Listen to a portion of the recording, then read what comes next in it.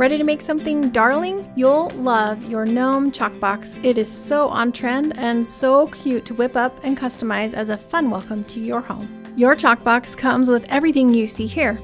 The 9x12 Couture Boutique Sylvie board, a C-sized There's No Place Like Gnome transfer design, and 7 amazing paste single colors in Tide, Almond, Couture Teal, Black Velvet, Candy Apple, Storm, and Bright White.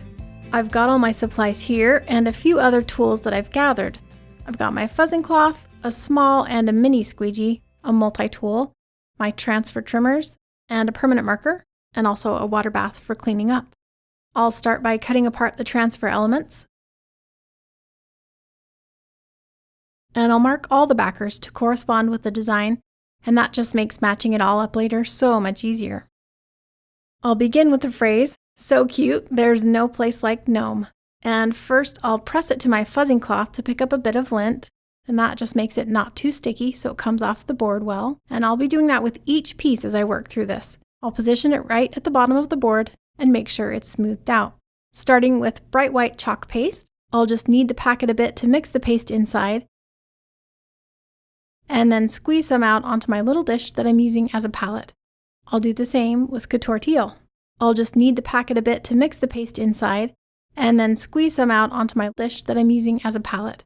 I'll use my small squeegee with the white, and I'm making sure that I just cover the screened area of the word gnome and then scrape off the excess. Then I'll come back in with my mini squeegee and catch the words above for a nice accent, and then scrape off the excess. Then I'll peel that off and get it washed up. The next element is the gnome, and I'll fuzz it first. I'll press it to my fuzzing cloth to pick up a bit of lint, and that just makes it not too sticky so it comes off the board well, and then put it right above the phrase. I'll prep my next paste colors, which are Almond and Storm, and again just mixing these in the packet before I squeeze some out to use. I'll knead the packet a bit to mix the paste inside, and then squeeze some out onto my little dish. I'll take my small squeegee again, this time loaded up with Almond, and I'm just going to do his face, making sure that I just cover the screened area.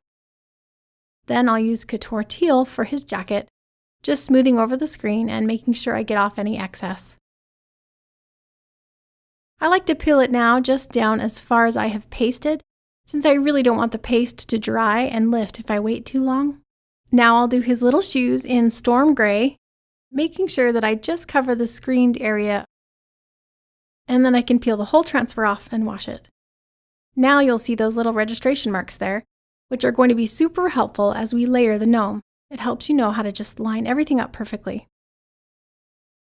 Now I'll grab the hat and detail layer of the gnome, and after fuzzing it, I can use those marks to position it just right and make sure it's smoothed out. I love this fun candy apple red for his hat, so I'll prep it like I have the others and get some out onto the dish. And then Tide will be perfect for his belt and pants. I'll just knead the packet a bit to mix the paste inside and get some out onto the dish. I'll take my small squeegee again, making sure that I just cover the screened area, just smoothing over the screen and making sure I get off any excess.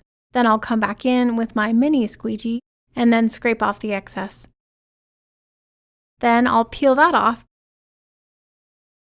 And there, you can see he's already looking so cute. I'll put this transfer in the water too, and it's a good time to take a second to clean up here so that you've ensured that the layers have time to dry.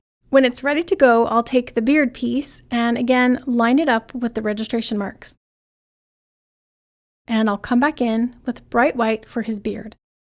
Cover the screened area, smoothing over the screen and making sure I get off any excess. Then I'll peel that off and get it washed up. Now his cute cheeks and nose, I'll press it to my fuzzing cloth to pick up a bit of lint. And those marks are just taking the guesswork out of positioning all these pieces. I'll just carefully do his cheeks in gray, and I'm making sure that I just cover the screened area, and then his nose in red with the multi-tool, And that makes it so easy to do the tiny details. And then scrape off the excess. And there he is, such a cute little guy. Now he needs some mushrooms. And I'll use the stem and dots first. Do one on either side of him. I'll come back in with my mini squeegee and then scrape off the excess. Then I'll peel that off. I'll come back in, smoothing over the screen and making sure I get off any excess. And I'll be doing that with each piece as I work through this. And then when it's dry, grab the mushroom cap. I'll press it to my fuzzing cloth to pick up a bit of lint. I'll position it just right and make sure it's smoothed out. And chalk it in red. I'll want to use this again, so I'm going to clean it off so I can do some more.